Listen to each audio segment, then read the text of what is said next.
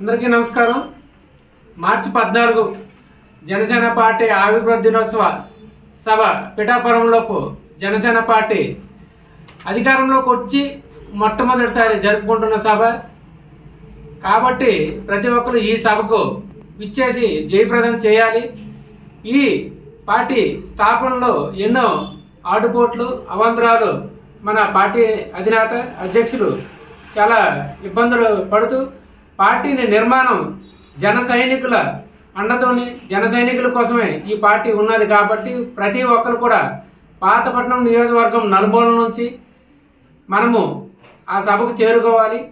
అలాగే మనకి సుడా చైర్మన్ రవి గారు చెప్పిన సూచన మేరకు మనం అందరం కూడా ఆయన ఏదైతే గైడ్లైన్స్ ఇచ్చారో ఆ గైడ్లైన్స్ ప్రకారము కొరికన్న భవానీ గారి ఆధ్వర్యంలో చలో పాతపట్నం చలో పిఠాపురం నుంచి చలో పిఠాపురం విజయవంతం చేయాలనేసి కోరుకుంటున్నాను। మన పాతపట్నం నియోజకవర్గం నుంచి పార్టీ ఆవిర్భావ దినోత్సవ సభ విజయవంతం చేయాలనేసి కోరుకుంటున్నాం।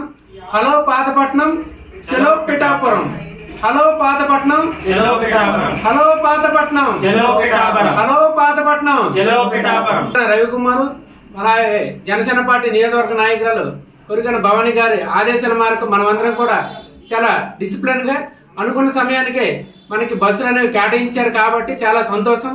ఇటువంటి నాయకుల నాయకత్వంలో మన కళ్యాణ్ గారి ఆశ సాధన కోసం మనం పిఠాపురం వెళ్లి ఈ సభను విజయవంతం చేయాలని కోరుకుంటున్నా। జై జనసేన, జై హింద్। హలో పాతపట్నం చలో పిఠాపురం,